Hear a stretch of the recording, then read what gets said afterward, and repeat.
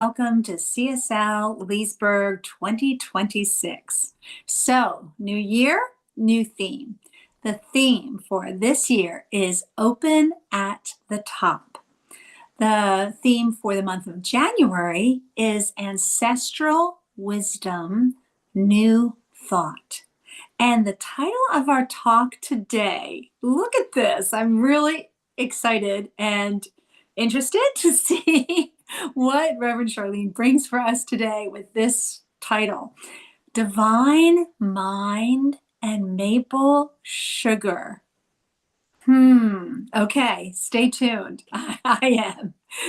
We are so glad that you took some time out of your day to join us. If you have any prayer concerns or celebrations that you would like us to include in our service, please be sure to put them in the chat, and Reverend Charlene will include those when we do our affirmative prayer, which we call spiritual mind treatment. All right, that's all I have to say to kick things off and get things going. Sit back, take a deep breath and relax, and enjoy our welcoming video. Please join us as we create our sacred space. We set our intentions of deepening into our awareness and practice of our 5 pillars of spiritual living by lighting this candle in our virtual world. Our first pillar is sacred study, represented by the divine quality of truth. We use this pillar to recognize the importance of an open mind and the power of our minds. The second pillar is affirmative prayer, represented by the divine quality power. This pillar honors the power of prayer in our daily lives. Our third pillar is meditation and the divine quality of peace. This pillar reminds us of the importance of meditation and the peace we feel when we quiet our minds. The fourth pillar is circulation and the divine quality of life. We know that the great law of circulation works in our lives. As we give, so shall we receive. And the fifth pillar is sacred service and the divine quality of love. This pillar affirms our call to be of service to our world as we see through the eyes of love. Let us close our eyes as we bless this sacred space and our time together. As we weave each of these pillars of spiritual living into our service today, may they deepen our own spiritual practices of study, prayer, meditation, circulation, and service, expanding our minds and our hearts to the 5 divine qualities of truth, power, peace, life, and love. We also bless everyone who made our service possible today and everyone in attendance. May the energy of love that is generated here bless everyone abundantly, and so it is. All right, good morning, everyone. And now it's time for our meditation. So when I select the meditation, I often look at the title of our talk or the theme for the month. And I was toying around with one on ancestral wisdom, but if it's okay with you, I'm going to just table that for a little later in the month. This has been a rough week, our first week in 2026. And if you've been watching the news, you know about the Swiss bar fire and the families that are dealing with the death of loved ones that were involved in that. And also there's a lot of people who were injured. So with that and other things that are happening in the news, I went back to my old standby, the loving kindness meditation. And I'm going to ask you to really carefully select as we go through this. The first one's easy. You're going to do this for yourself. But then I want you to think about someone who really needs some loving kindness as we start this new year. So let's go into our meditation, as always, with a few deep breaths to ground us and center us, putting our life on pause. So here we go, breathing in, hold, and release. And again, breathing in, hold,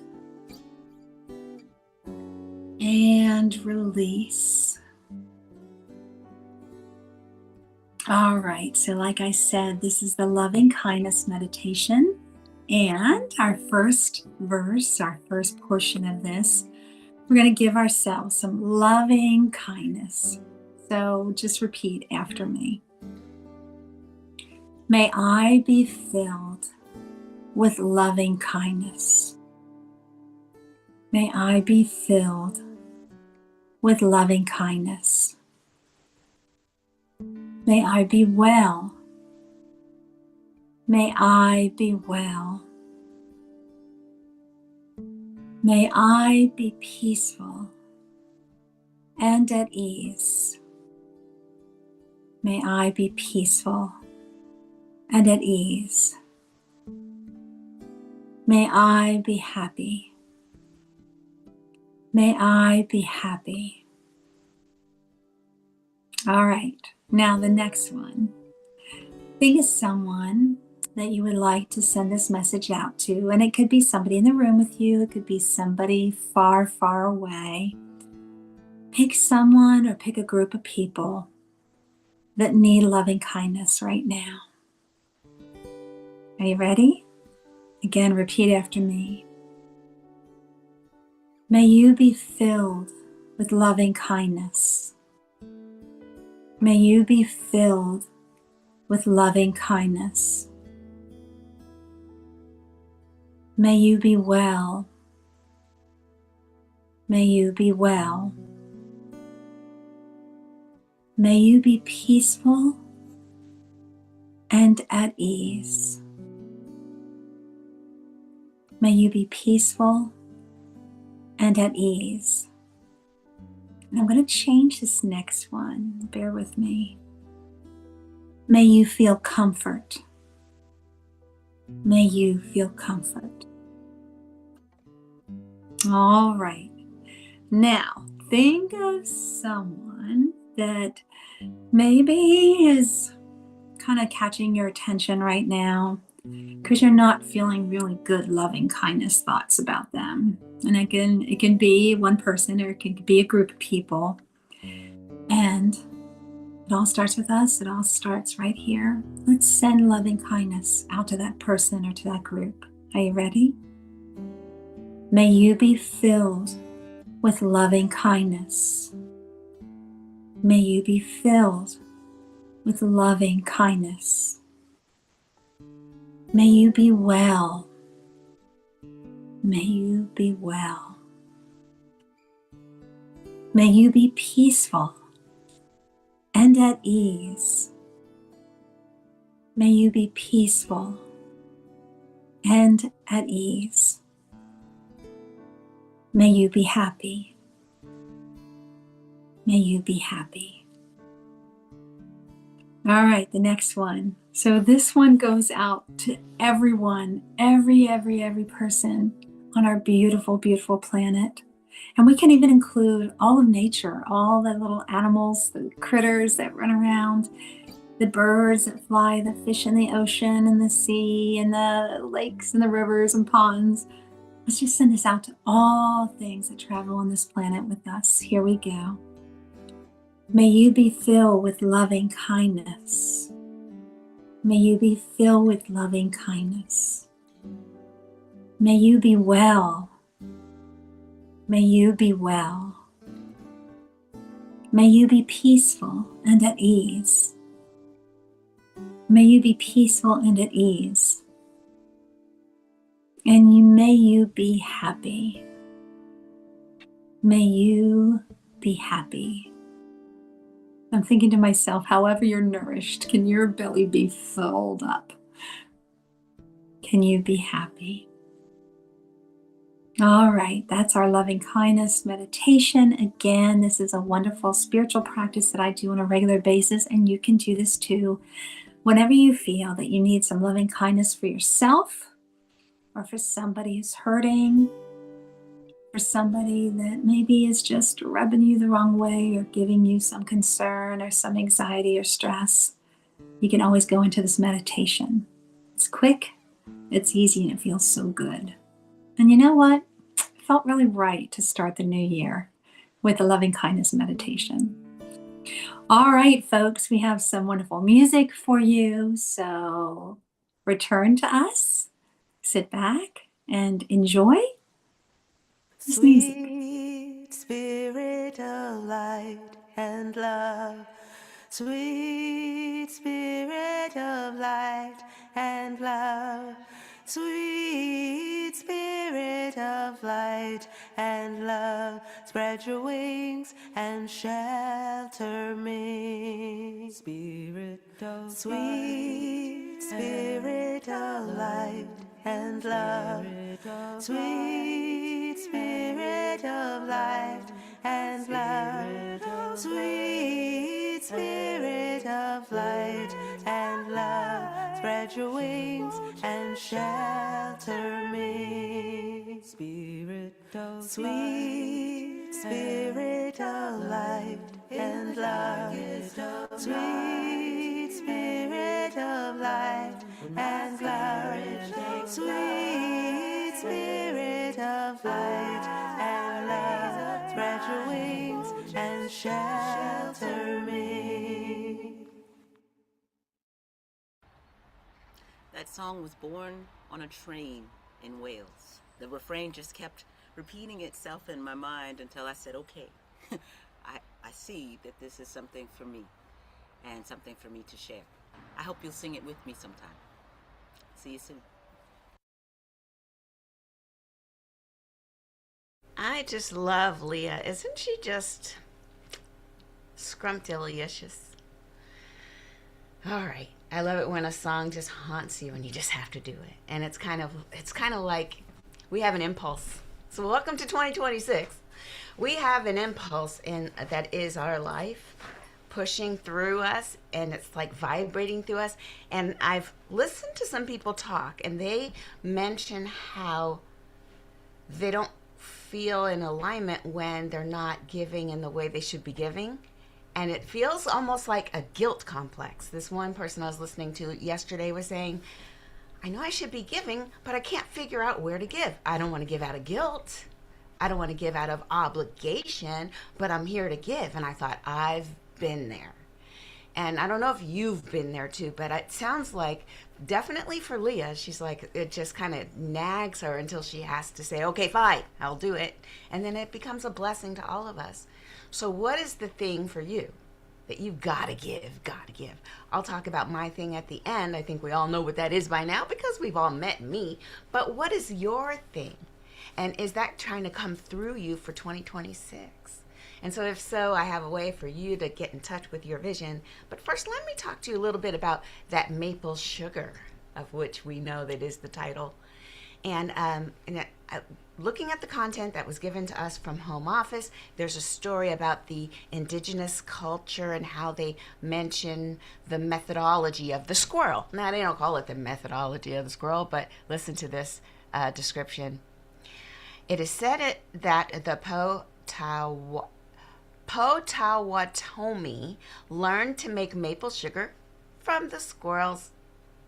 In late winter, when the caches of nuts were depleted, squirrels take to the treetops and they gnaw on the branches of sugar maples. They scrape the bark, and it allows the sap to exude from the twig, and the squirrels drink it. Shout out to those squirrels for realizing that twig is not just what it looks like. It's actually sweet. I love a good insight. Okay, back to the story. But the real goods come from the next morning, when they follow the same circuit they made the day before, licking up the sugar crystals that formed on the bark overnight. You see, the freezing temperatures caused the water and the sap to sublimate, leaving a sweet crystalline crust like rock candy. What? Dude, squirrels, am I right? Okay, so it's called sugaring. And so the sugaring is the practice of patience, is what it says in my notes here. Waiting for all of the elements to align to create something magical. For the sap to run, you need a combination of warm days and freezing nights. Warm being a relative term, depending on where you are and how many degrees Fahrenheit, that's not the point. But when the sap drops from the spiles, the tree spouts, they pound into the trees. Now, if you've ever seen the picture, because of course I ran a few AI imagery through the story, and I have these pictures of squirrels, and because I asked for ethereal pictures. If I was prepared to tell the story, I should have been prepared to show you the picture. But it shows a mystical forest with what looks to be like a spigot screwed into the trunk of a tree, and then a bucket at the bottom, and the squirrel's like, can't wait for my little bucket to overflow. Now we know that that's being silly, and we know that the story that we just read said that the squirrels do a different process. No, they don't nail a spigot into the body of a tree. But technically, if it ends up being a flowing river of maple, well, let's do it. So the maple tree does have a sap. It has a running inner flow of sweetness. And the late winter, early spring, we tap into it. And technically it does humans do tap into the tree itself. And from an outsider, it looks like, ooh, that's a wound. You've wounded the tree and you've breached the bark of the tree. And the purists might say, don't do that to the tree. You're manipulating the tree. But it looks like it's an invasive act, but clearly there's something else going on. Through this invasive act, you get this sweet sap that runs through. It's life-giving fluid that comes from inside the tree. The squirrels figured it out by gnawing on the twigs, and the humans figured out, oh, well, let's do that. And so by pulling some of the sap out, the tree is not any worse off because of it, although I'm sure the quantities must matter, but I do distract myself often. The bottom line is you're pulling out this running sap. Now, the life-giving sap running from the tree into your collector, then the humans patiently take this. They boil down the content, similar to the squirrel waiting for the nighttime to pass and coming back and coming to rock candy. So does the human boil down that sap to it becomes rich maple syrup, and then eventually it'll become maple sugar. Now, does the tree push back? Not necessarily. No, it just gives. This wound, nature understands. This is temporary. This is temporary. It is healed. It is just automatically able to replenish itself. Meanwhile, the outcome of this so-called wound is a sweet maple sugar, nourishing, adding a bit of to life. I know that's not a word. Can't wait for these subtitles to kind of explain what I just said. The point is, what looks to be a wound and to be something could be quite tragic. Is it just a matter of time? Do we just have to wait till it unfolds and it becomes the truth or the results of what the universe has conspired to create for us for our highest good? Could it be that? Could it be that in the moment that we judge because we don't have enough information, that we may label something as not good or horrible or terrible, but could it be that with the distance of time, the distance of context and overall the story, it might be clearer from a little bit of a further gaze? Could it be that if we backed up a little bit, what looked like a tangle of weirdly discombobulated threads becomes a beautiful tapestry with a pattern that could not have been seen unless you pull back? So that's the beauty and the power of the maple sugar. Like, that's the larger process that is happening, a higher benevolent process happening, even though while we're lower looking at the detail, it might look quite tragic in and of itself. It could be part of a bigger picture.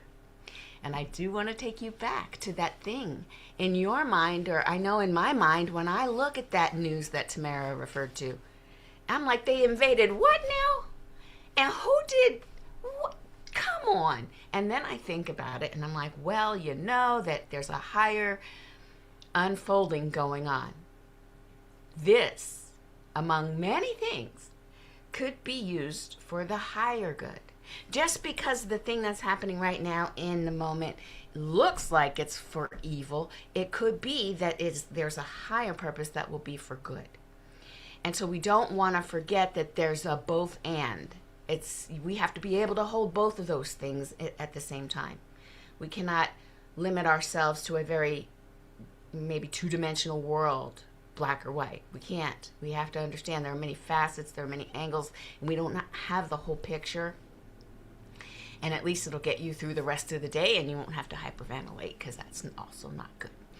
All right, so we know that that's going on. Now let me take you back to another idea, because based on the topic of the universe is conspiring for our highest good, that's not a surprise. It's not a take that is new, especially if you're in this teaching, because Ernest Holmes in Science of Mind, he mentions that the entire universe conspires for our good.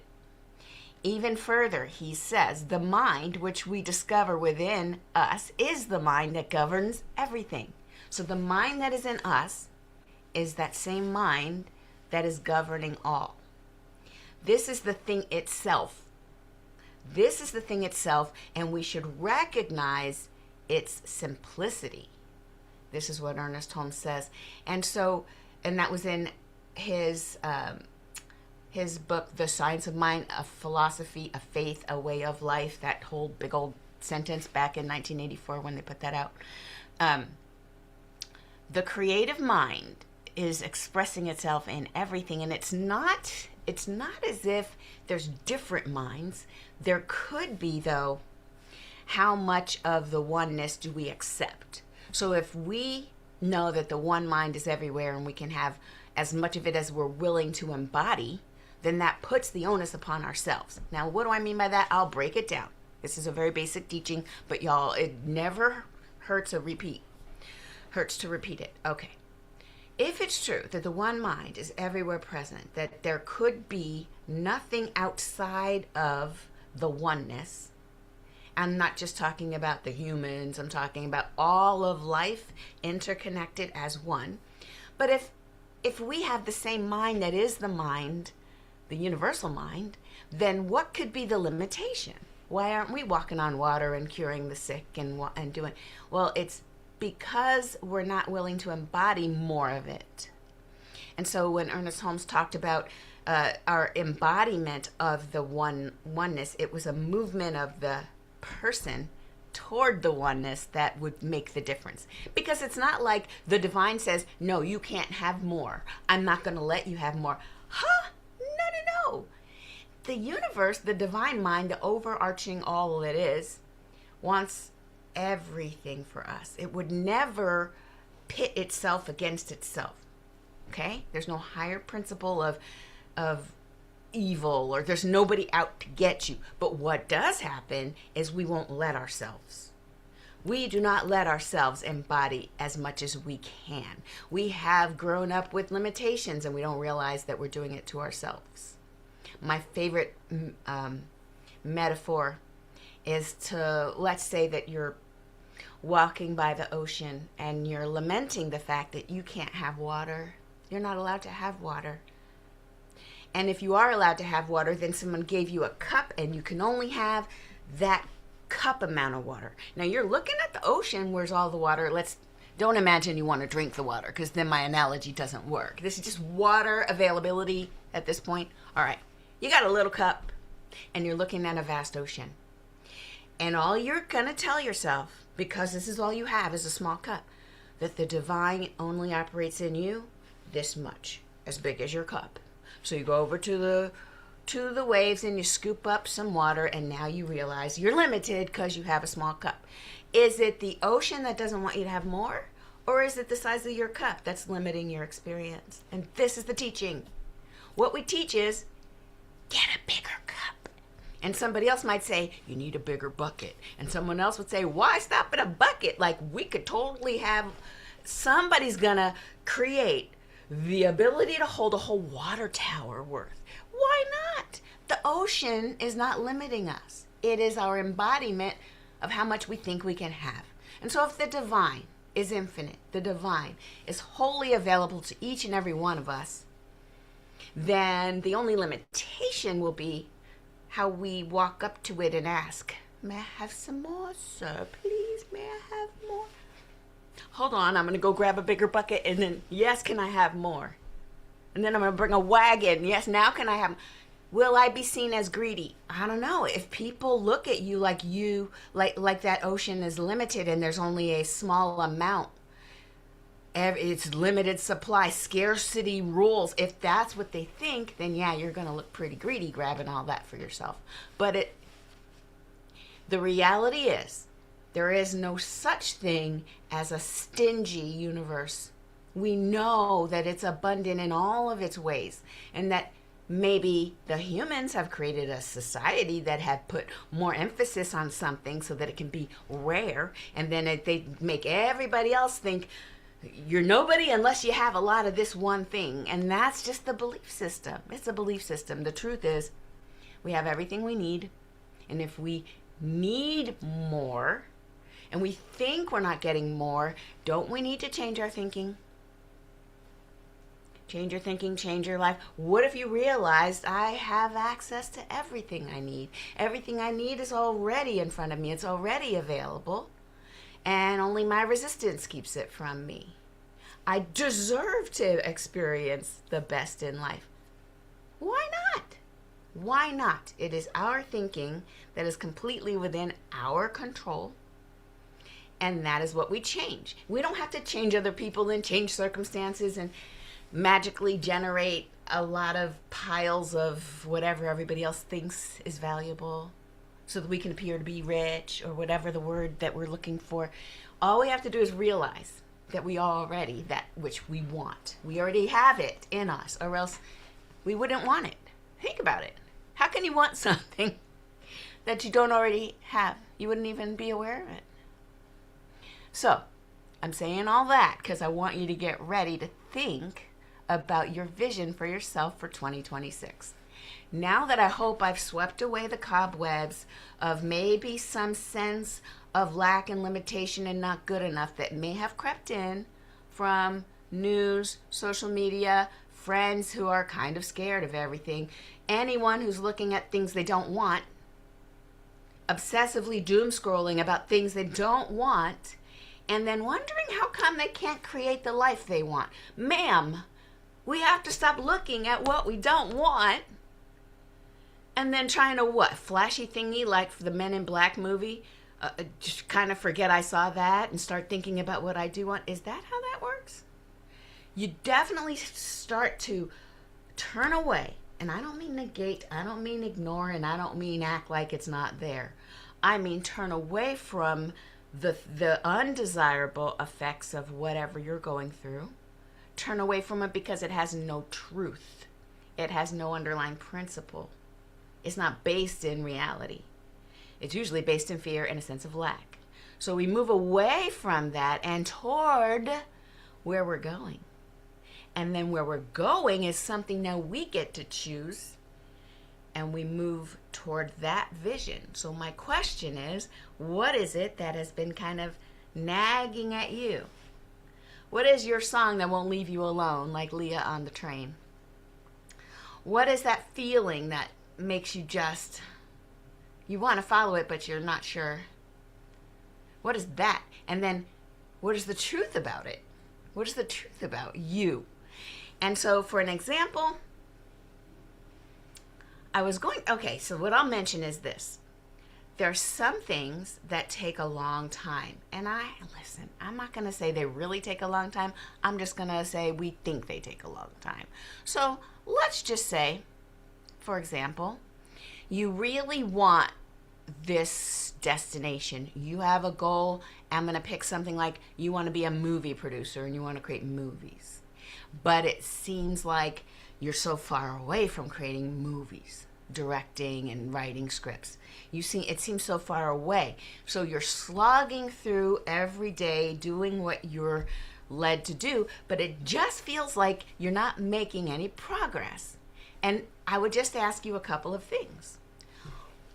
Are you doing everything that comes up that's yours to do? Now, some things will come up, like my friend yesterday who said, oh, I feel guilty. A lot of people need things. I have things, but I don't know if that's mine to do. That's the first thing. Figure out what is yours to do. Something that, like Leah on the train, is yours to do because it's coming through you and you have what you need. And you just doubt yourself. Well, that's one of those. If you have what you need, other people can be blessed by it. Just do it. Just do it. Do a little baby step at a time. And if that's happening, if you are definitely moving, but you feel like you're not moving fast enough, that second part is none of your business. The first part, am I doing what I'm called to do? Yes, do it, period. And then you'll get a lot of new insights and new inspirations on your way. Keep looking at what you want and doing what you can and moving forward. It's none of your business if you don't have the reach. I don't care about reach. Forget reach. Who cares how many views you got, how many likes you got, how many followers? If y'all don't get out of my face with that, because then what happens is you start drifting off your vision and trying to maintain these views, followers, and likes. Those aren't real. Your reach is going to be determined by your readiness. All right. So you do what you were told to do in this moment. You do what you can today. You serve that impulse to give back, and you know it's going to bless somebody. And you keep moving. You don't look at what you don't want. You keep your eyes on what you do want. None of your business what your reach is. But I want to tell you that your impact will be proportional to whatever you can hold. Whatever you can hold, whatever your inner makeup can support. That will be your impact. That will be your audience. That will be the amount, that how far out the ripple goes. And if it feels like it's taking a long time, are you judging your ripple? Are you judging how far you're reaching? You're comparing it to someone else? Well, I want to say this. Maybe the divine is creating in you a webbing, I call it a webbing. That's the image I get. It's like this network of resilience inside your body. I don't even know if it's a real thing. It's probably not. It's just a mental construct of resilience and grit and the ability to withstand that negative gaze, the ability to withstand a setback, the ability to know who you are in the face of everything else. And if you haven't built that up, that's why the reach isn't reaching far. Because have you seen an overextended person? They collapse. You can't. Come on. So we grow slowly. We don't judge it. We do what we're supposed to do. We listen to the divine. We do the next impulse. We keep going, creating whatever we're told to create, doing whatever we're told to do. And then the universe builds it builds webbing. And I feel like the webbing that comes to me, and I don't even know if it's called that, but it's like an internal scaffolding that lets you hang additional experience off of it so you can become stronger. And I feel like even the reach is part of that webbing, that then as you get people around you and you're making that impact, that's part of that webbing that goes out. And you're not supposed to grow faster than the tension can hold. Like, think about a suspension bridge. It's done a certain way that can hold a certain load, and if you put too much on it, it's not going to be good. So I want us all to stop searching and seeking for whatever validations come from the outside or whatever it might look like. If we don't know what it's going to look like. We just know how it's supposed to feel. And so let's go into 2026 with an idea about how we want to impact the world, what it's going to feel like. And then just keeping our minds and our innards on that goal and ignoring everything else. Not ignoring it to the degree that now you seem like a cold, business-only focused person. No, because each one of you here, you have a heart that's bigger than ever, and the problem is sometimes that big heart keeps you from following your goals. There will be a balance there, especially if you put that in the mix. your vision for 2026 should involve you seeing yourself in a certain capacity in this life, blessing other people with your gifts, and it should focus on how that feels, and it should support other people's unfoldment as well. And if you do those things, then who gonna stop you, boo? Who gonna check you? Nobody's checking you because you are in alignment with the divine. How can you not?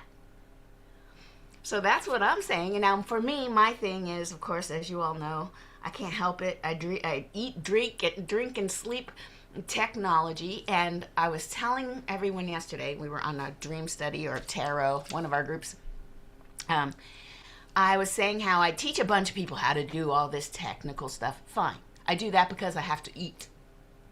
But as I'm teaching what am I teaching? Like the auto zones and the HSBC and this bank and the other bank and the Macy's as I'm teaching those people how to run their corporations, I'm also thinking, I can't wait to hang up off of this class because I need to immediately do what I just taught. I need to do it for me. In this ministerial position, leading CSL, one of our centers, oh, the way the manual stuff is killing me. Oh my gosh, the way the PDFs are giving me anxiety, and the Word documents and the words and the more words, and there's even more words. What if I just turn my skills toward that? Let's use it for good in that way. So everything I teach, I turn around and do it. And of course, then I end up having this explosion of apps that are now available to make all of our lives easier as we do journals and as we fill out, forms and scenes and we do homework and everything we're learning, even visioning. The visioning tools, cutting out pictures from a magazine. Who has a magazine? I don't have a magazine. You got a magazine? All right, fine. So you could do an image search. Now you got to print it out and cut it out and glue it. Girl, please, we have AI. So that's what I came here to do that too. So like everything I learn, everything I teach, I turn around and use it, and it happens for CSL. And I mean, I don't care. Again, I do not care if the global organization embraces it and stands me up on stage. Nope.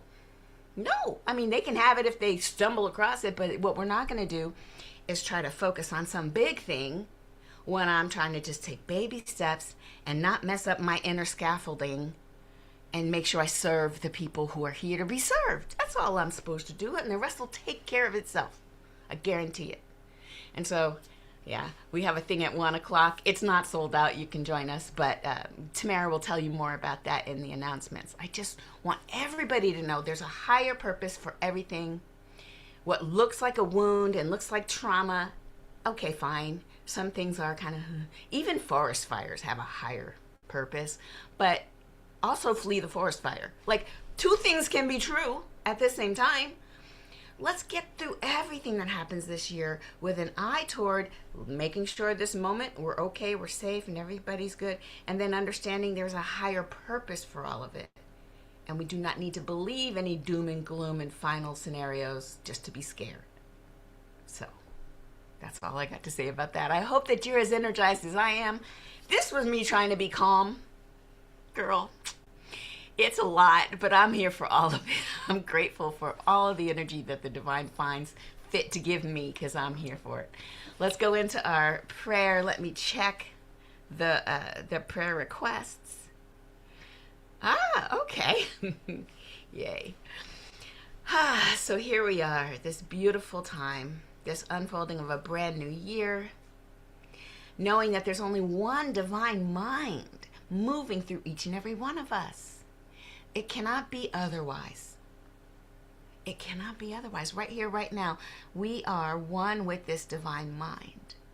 And as we realize this, we also, I know for myself and for everyone within the sound of my voice, we are making ourselves available to more and more and more embodiment of the divine mind, such that anything in our consciousness that is not in alignment with our highest good, anything that would seek to reinforce an idea of lack, limitation, of unhealthful, anything, any disharmony, dis-ease, that is simply released. It is simply not welcome. That only the highest vibrational awareness of good and higher good is present right here in our consciousness. And I know that all it takes is us to turn toward the divine, and the divine turns towards us 10 times over. So I release any resistance, any false narratives about not being good enough, about not being any kind of the isness enough. We know that we are always right here, right now, enough, more than enough to serve, to love, to give, and to show up in a way that makes the world a better place. So I speak my word knowing that it has already been done. I release it into the law, which always says, yes. I let it go, I let it be, and so it is. Ashe. Now let's hear from Leah.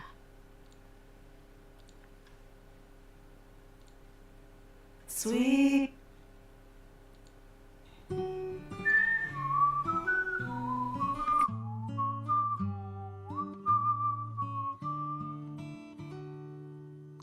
What a different way of life, not as a mother or a wife, standing in one sacred space and never moving around.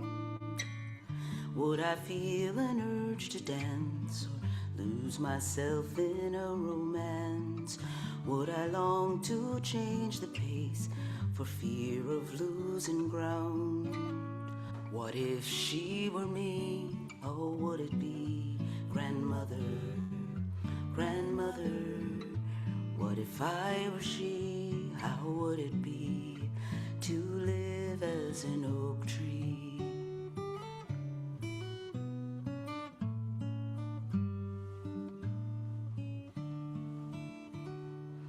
Hey, aren't you sick of standing still, surviving at some human's will? If you could take one single step, would you change everything? Or is contentment who you are, not salamander and not a star? A seedling once and once a seed today, this woodland queen. What if she were me? Oh, could it be grandmother, grandmother? What if I were she? How would it be to live as an oak tree?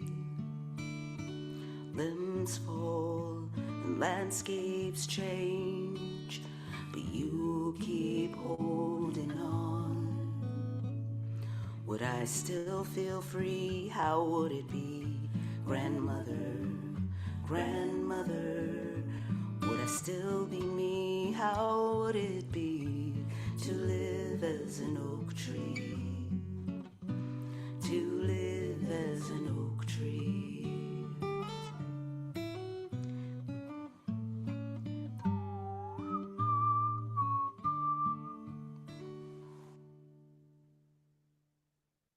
How wonderful. Oh my goodness, what a beautiful song.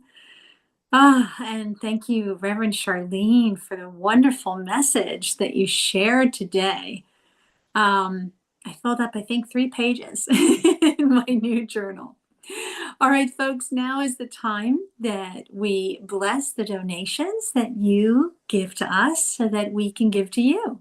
What we do on Sundays is possible because of you. And you heard in our opening video, we believe in the law of circulation. As you give, so shall you receive. And we know that your donations come into us and we send them out. We have tithing that we do with our home organization, as well as other organizations that share our vision of helping to create a world that works for everyone. Plus, we're able to come to you on Sundays and bring classes and workshops and all that stuff. So as you can see on the screen, there's so many ways that you can give, and odds are you found a way that works for you. So now please join me in the blessing of our gifts. Here we go. The presence of Spirit within me blesses everyone I meet, tends to heal everything I touch, brings gladness into the life of everyone I contact. Therefore, I am a blessing to myself, to humankind, and to the day in which I live. And so it is. All right, folks, let's see. I know we have a bunch of announcements coming up. What's happening in January? So we have our Spirit AI guided online experience. What? So this is a new digital initiative that is being launched to support our weekly topics. And I think, and Charlene, please jump in if I'm off here. I think this is what you were talking about with the, if you want to know the theme for each week and you need some guided questions for your journal. Is that correct? That's right. The link is in the chat and Nice. QR code on the screen. Love it, love it, love it. And also, we have our wonderful, wonderful journals. So they are available. And Charlene's going to have that information, if she hasn't done so already, in the chat so that you too can get your journal. There were so many great choices. I had a difficult time picking out what cover do I want for my journal. And there's different sizes too. And I know I write a lot, so I went with the 200 page instead of 100 page. But you can find a journal that works for you. Isn't that nice? And today I have to share this with Charlene and all my friends. I was kind of happy in the previous journals. I was limited, and sometimes I had to get really, really small and go up in the margins and stuff because for each day, each message on Sunday, I only had those 2 pages. And today, you heard me say I filled up 3 pages. So I love that I'm not limited. And the little thought went through my mind, wow, maybe I'll need a second journal at some point this year. Yay! Who knows? It could happen. But Charlene was talking about how the universe is unlimited. It's filled with abundance. And I kind of feel like I have that now. I'm not limited with my journal. All right, what else is happening? We have a special thing happening today at 1:00. It is the Mind Movie, I think is what you're billing this as. And instead of just making a visioning board where you're drawing, or maybe you're finding some pictures out of magazines, or maybe you're doing some kind of clip art to create your vision board for 2026, wouldn't it be exciting if you were able to make a movie? I'm intrigued. And Charlene, of course, with all her bibbity bobbity boo, her incredible magic that she does, she's going to guide us through how to make a mind movie so that seeing is believing, how we can not just vision it by closing our eyes and relying on some mental images, but we can create this movie of what do I want? What do I want 2026 to look like? And I'm the director, I'm the creator. I get to make the movie, and you can do this too. I know that there are many of you who have signed up already, but there are a few tickets available. Charlene wanted to kind of limit our numbers so that it's a manageable size group, but we still have some tickets available. So please, please, please think about joining us, and you can use that QR code. And you can join us at 1:00 Eastern Standard Time. And if you had trouble getting in before, try it again, because there was a wait list at one time. Like I said, Charlene wanted to kind of limit the numbers, but then she said, okay, I got to open this up a little bit more so that everybody who wants to attend can attend. I think we're going to be very successful with that. Yeah, and let's take a second because my gosh, we have so many of these this month. Happy birthday. What? We have some birthdays in January. You have the list in front of you, Charlene. Do you want to read off that list? Today is Mafi's birthday. Yay! Happy birthday, Mafi! Everybody give her a high five. And then Tamara's birthday. Oh, sorry. The next one is Renee Schreiner. She comes sometimes, but she is our mystic, you know, the one who can see things. She's on January 8th. And then Tamara, yours is on Saturday, January 10th. It is. And Kristen is on January 11th. That is crazy. All of these Capricorns. Who did I miss? Let me know if I missed you. There's somebody, Natalie, you mentioned Natalie. Natalie, yeah, she doesn't come much anymore. But yeah, so if 2 things I'm going to need from you. I know you can't see me right now, but if I don't know your birthday, could you please let me know your birthday? Thank you. We want to give a shout out each month. We try to do this, add this to our practice at the start of the month, give a shout out to all of our birthdays. Woo! We got to celebrate that, right? Another trip around the sun.